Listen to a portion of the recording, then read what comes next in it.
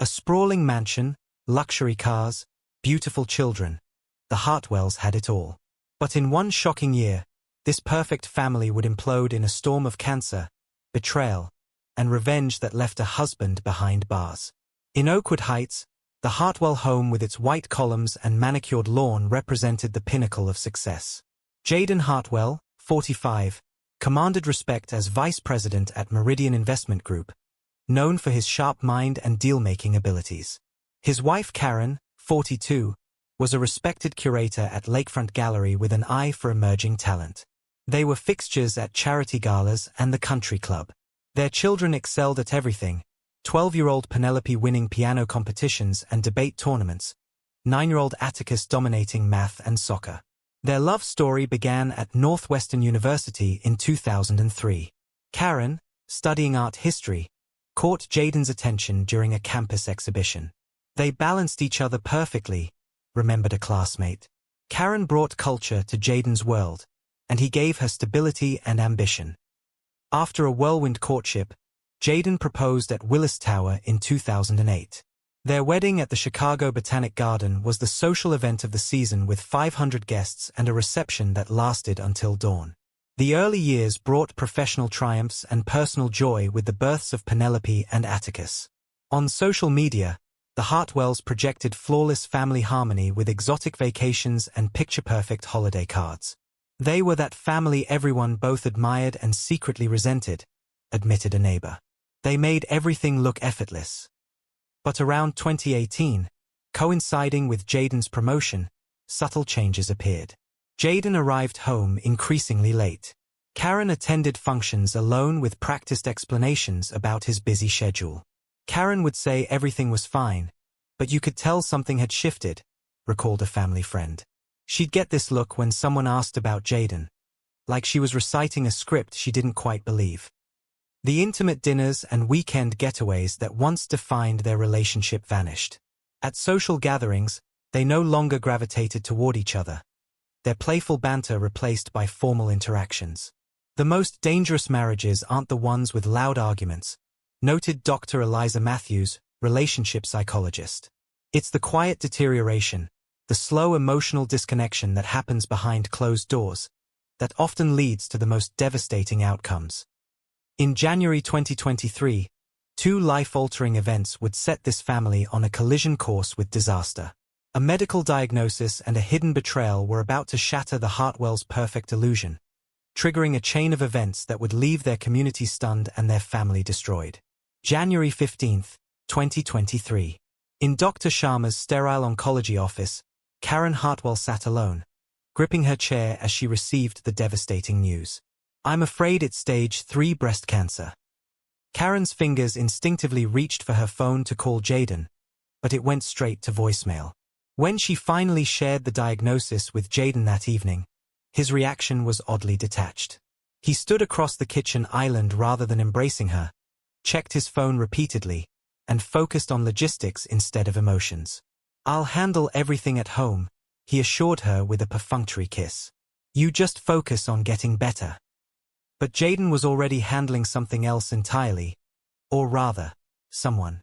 4 months earlier, at the Art Institute's charity gala, Jaden had met Viviana Rees, a 32-year-old financial analyst from a competing firm. In her form-fitting black gown, she had commanded his attention immediately. "So you're the famous Jaden Hartwell," she'd said with a knowing smile. "Your reputation precedes you." Their conversation flowed effortlessly through dinner.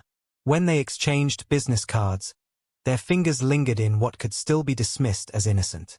"Perhaps we could discuss potential synergies between our firms," Viviana had suggested. "I'd like that very much," Jaden had replied, already knowing business was not on his mind.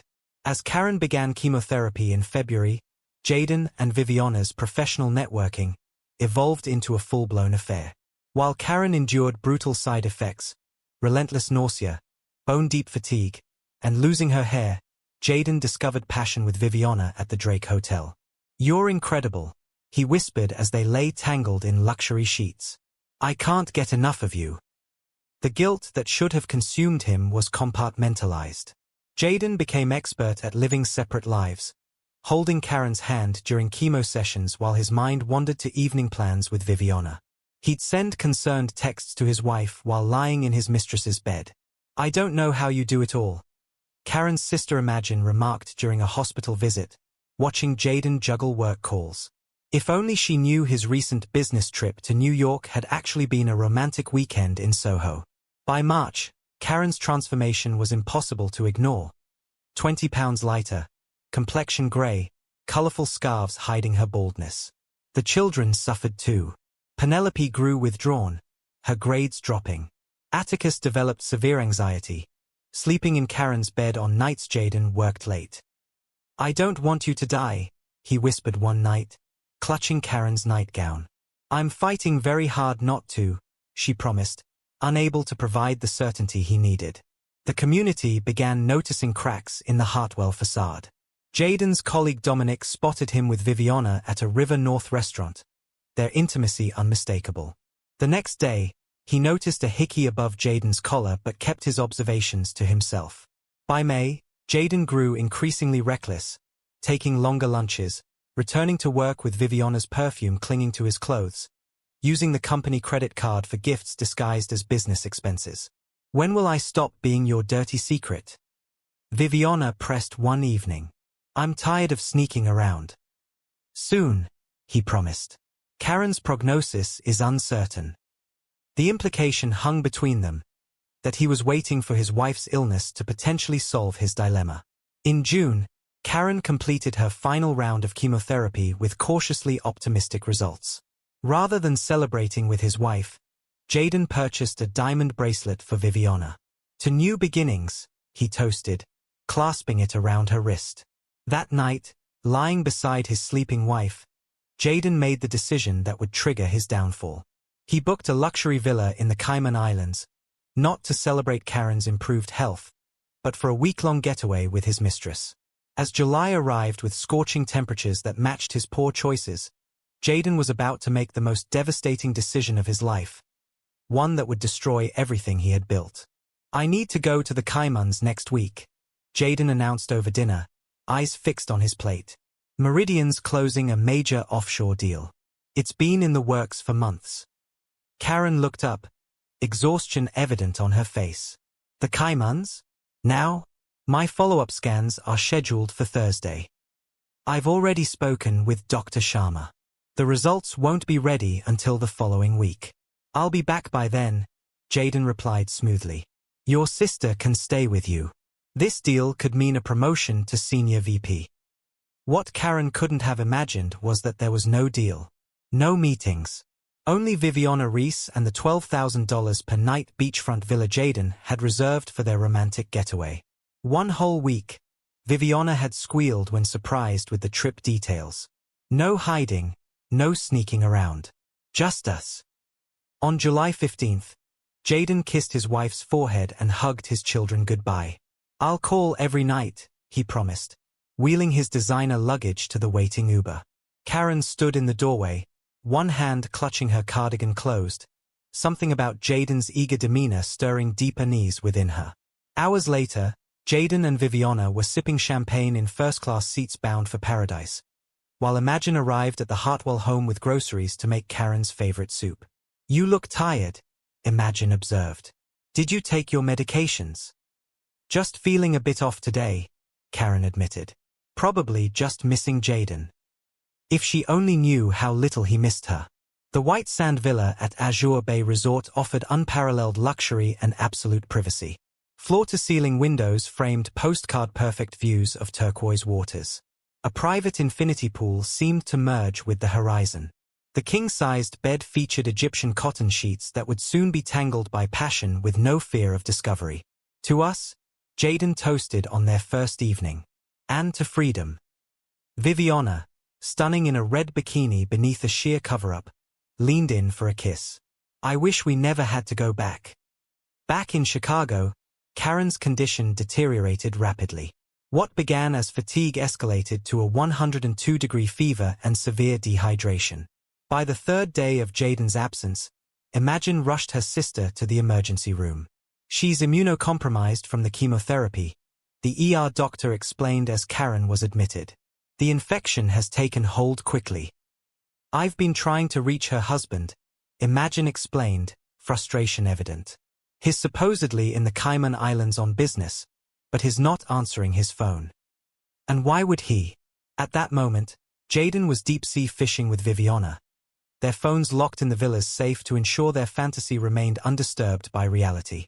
Look at this beauty. Jaden crowed as he reeled in a magnificent marlin, Viviana cheering him on. The captains snapped their photo, Jaden tanned and triumphant, Viviana pressed against him adoringly, neither aware this image would later become evidence of their betrayal.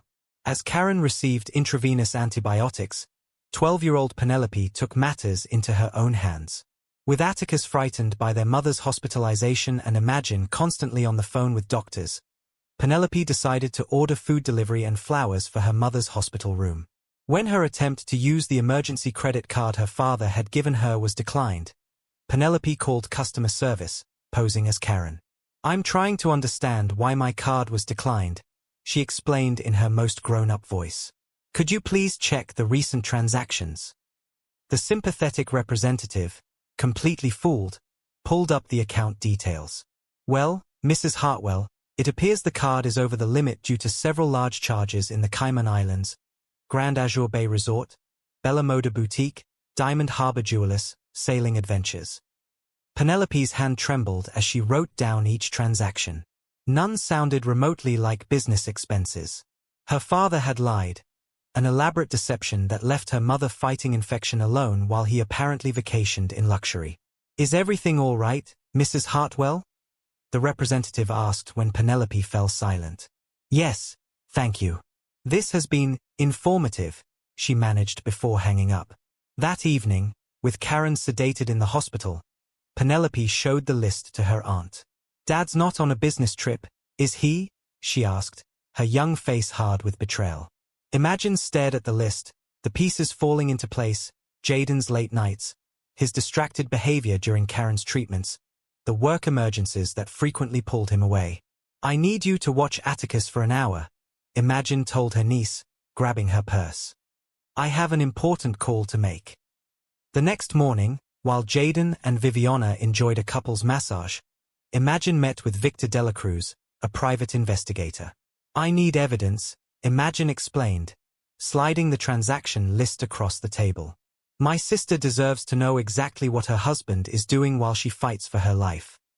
Delacruz worked with remarkable efficiency. Within 24 hours, he had confirmed Jaden's reservation at Azure Bay Resort, not in a business suite, but the honeymoon villa. Using contacts at the resort, he obtained security footage of Jaden and Viviana entering their villa, dining at the resort's exclusive restaurant, and lounging by their private pool in intimate embraces. A background check revealed Viviana Rees as a financial analyst at Criterion Capital, not a colleague, but a competitor. Further digging uncovered 8 months of hotel charges, expensive restaurants, and jewelry purchases dating back to September. "He's been living a double life," Delacruz explained as he shared his findings with Imagine, "and not being particularly careful about covering his tracks." By the time Jaden and Viviana's Caribbean Fantasy Week came to a close, Imagine had compiled a devastating dossier of evidence. Karen had been discharged from the hospital, her infection under control but her body weaker than ever. "We need to talk," Imagine said gently, sitting beside Karen's bed the night before Jaden's scheduled return. "About Jaden." In the soft lamplight of Karen's bedroom, Imagine carefully laid out the evidence. Photos showing Jaden and Viviana kissing on the beach, receipts for romantic dinners and a $15,000 diamond bracelet, hotel charges spanning months, and the timeline of the affair juxtaposed against Karen's cancer treatments. Karen listened in complete silence, her face unnervingly still as each piece of evidence further demolished her marriage. When Imagine finished speaking, Karen didn't cry. She didn't scream.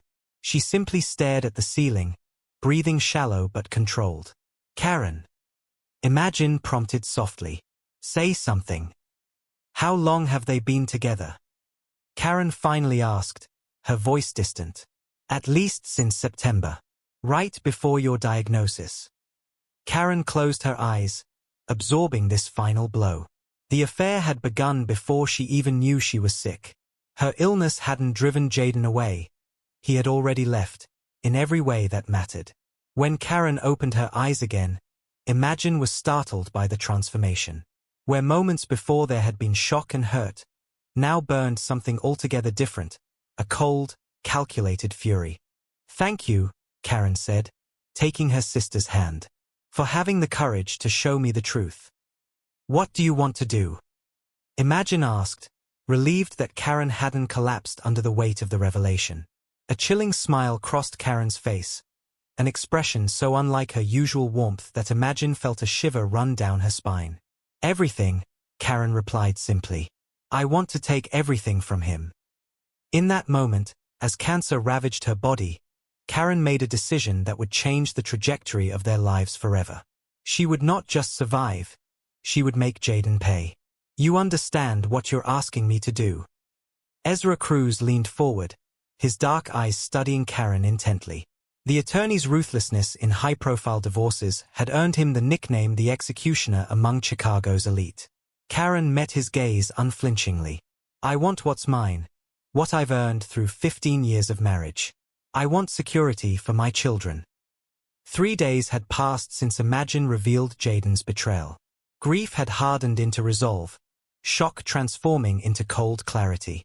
"You still have your power of attorney?" Cruz asked, reviewing her documents. "Yes. Jaden granted it years ago. He never revoked it." A ghost of a smile crossed Karen's pale face. "He never thought I would use it against him." "Good. That gives us options. But we need to move quickly."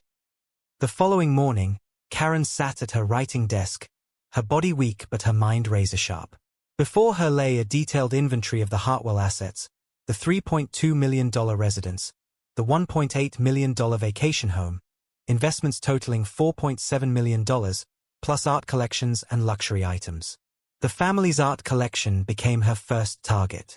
A series of discreet calls to private collectors yielded immediate interest. "The Rothko study? Yes, I can arrange a private viewing tomorrow," Karen spoke softly, her art world connections proving invaluable.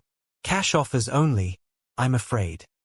By the end of the second day, 3 significant pieces had been sold, the proceeds wired to a new account in Karen's name alone. "That's $1.2 million secured," Imagine confirmed.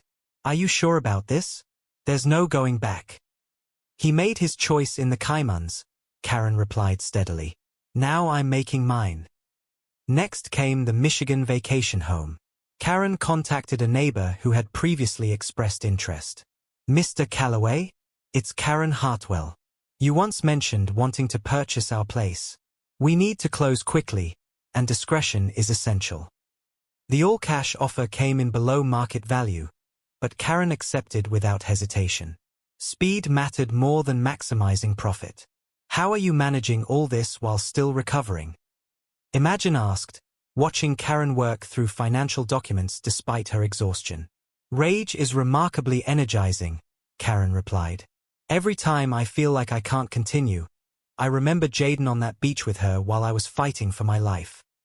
Throughout this financial dismantling, Karen maintained normalcy for her children.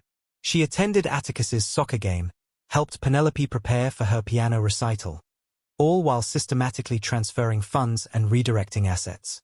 "Mom, are you feeling better?" Atticus asked one night as Karen tucked him in. "Much better, sweetheart," she replied. It wasn't entirely a lie. Her purpose had become a kind of medicine. By day 5, Karen had executed each phase of her financial strategy. Investment accounts emptied into offshore holdings. Valuable jewelry transferred to safety deposit boxes. Family heirlooms removed and stored with Imagine. The Michigan house closed today, Cruz confirmed. "We've also documented all evidence of abandonment during your medical crisis." "And the divorce papers?" Karen asked. "Ready for your signature.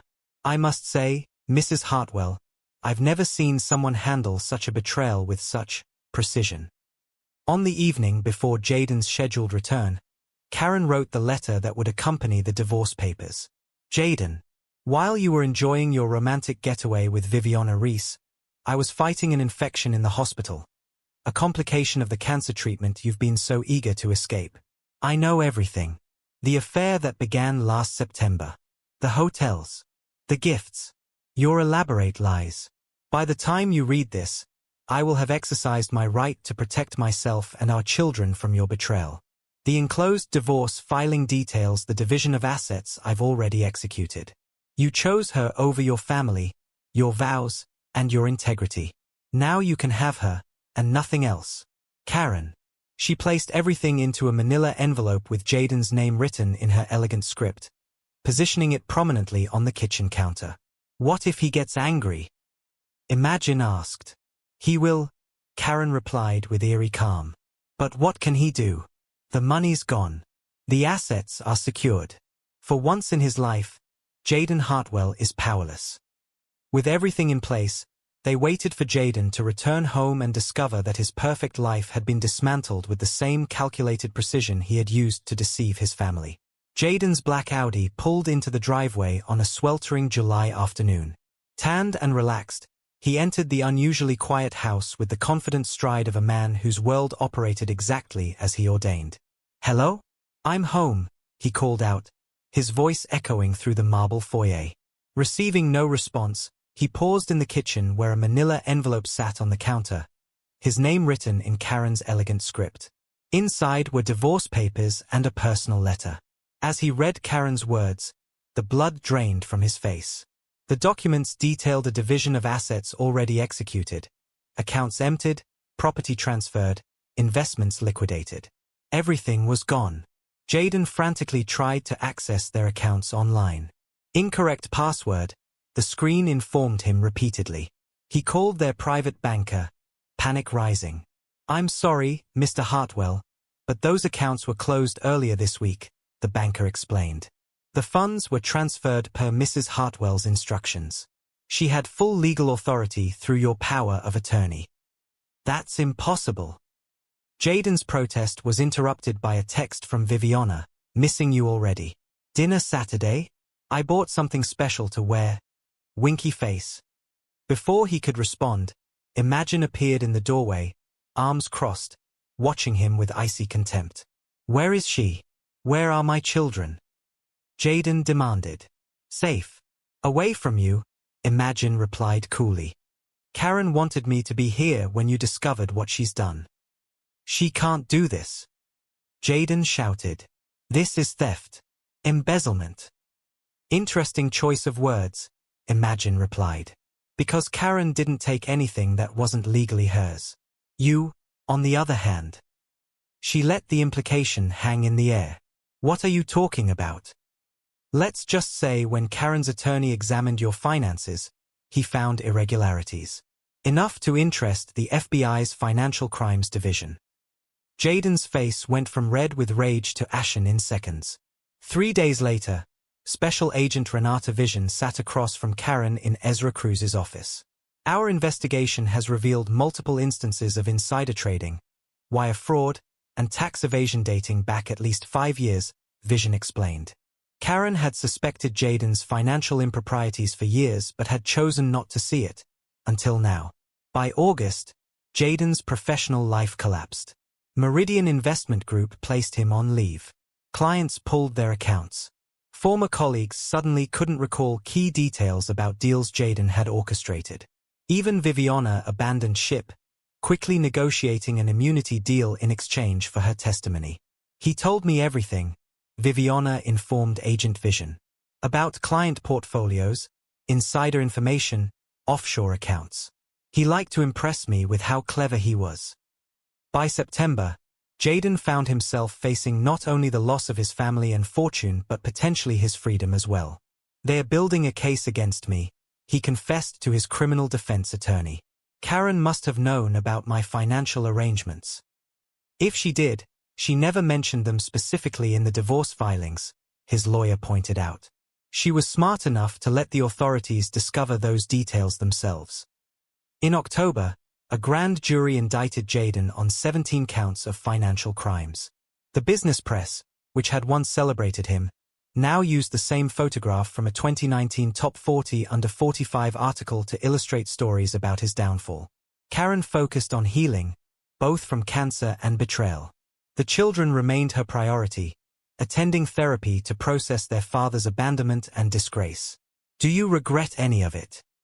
Imagine asked Karen as they watched the children playing in the backyard. "Not a single moment," Karen replied, her strength returning. "He thought I would be too weak, too afraid, too broken to fight back. That was his final mistake." As the spring of 2024 arrived, what began as a private family tragedy was about to become a very public spectacle of justice. The Chicago federal courthouse buzzed with anticipation as Karen Hartwell ascended its steps. 15 months had passed since discovering Jaden's betrayal. Her recovery evident in her confident stride and stylish new bob that replaced the hair lost to chemotherapy. Assistant U.S. Attorney Priya Montgomery addressed the jury with measured confidence. "This case is about trust betrayed on every level. The evidence will show that Jaden Hartwell sacrificed everything, his marriage, his ethics, the law, to maintain his lifestyle and affair." Defense attorney Leonard Barkley countered, "This prosecution is the culmination of a vengeful ex-wife's campaign to destroy my client. Mrs. Hartwell executed a vindictive financial ambush that triggered misunderstandings about legitimate business practices." The prosecution methodically built their case. Financial records revealed years of insider trading. Banking documents showed hundreds of thousands flowing through offshore accounts. Email evidence demonstrated Jaden sharing privileged information with select clients. Karen testified with remarkable composure, "I didn't set out to expose his financial crimes. I simply wanted to protect what was left of our family after his abandonment." Imagine's testimony painted a damning picture of Jaden's neglect during Karen's illness. Former colleagues reluctantly confirmed instances of financial impropriety. But Viviana Rees delivered the most devastating testimony. "He enjoyed impressing me with his financial acumen," she stated coldly. "He would hint at information he shouldn't have had access to, suggesting I invest accordingly." When asked about their Cayman Islands trip, Viviana was unflinching. "He said his wife was between treatments and wouldn't notice his absence. When she ended up hospitalized, he said it was better if we kept our phones off. He said his wife's illness had become inconvenient." After 4 days of deliberation, the verdict came, guilty on 14 of 17 counts. At sentencing, Judge Eleanor Whitfield didn't mince words. "Mr. Hartwell, you have lived a life of extraordinary privilege and squandered every advantage. Your actions reflect a profound moral emptiness this court finds particularly disturbing." The sentence, 36 months in federal prison, 3 years supervised release, and $1.2 million in restitution. As bailiffs approached, Jaden glanced back at Karen. For the first time since their marriage imploded, she met his gaze directly. Then, with quiet dignity, Karen walked out, closing the chapter on Jaden Hartwell forever. 6 months later, Karen sat in her garden watching Atticus practice soccer while Penelope read nearby. Her cancer was in remission, her strength returning daily. On a nearby tablet, legal analyst David Chen explained, "The Hartwell case represents a fascinating intersection of family and criminal law. What began as a divorce action uncovered significant financial crimes." Psychologist Dr. Eliza Matthews added, "Karen Hartwell, despite facing a life-threatening illness, found extraordinary strength when confronted with betrayal. Rather than collapsing, she channeled her pain into protective action." Karen switched off the tablet and closed her eyes, feeling the sun on her face. The past 2 years had taken everything, her health, her marriage, her illusions. Yet she had emerged stronger, wiser, and strangely at peace. Across town, in a minimum-security federal prison, Jaden Hartwell sat alone in his cell, stripped of the trappings that had once defined him. His designer suits replaced by prison clothing, his luxury home traded for a 8x10 cell. The Hartwell case serves as a stark reminder that beneath the veneer of perfection, devastating secrets often lurk. For Jaden, a seemingly perfect life built on deception ultimately collapsed under the weight of his own betrayal, brought down not by his wife's cancer, but by her extraordinary resilience in the face of it.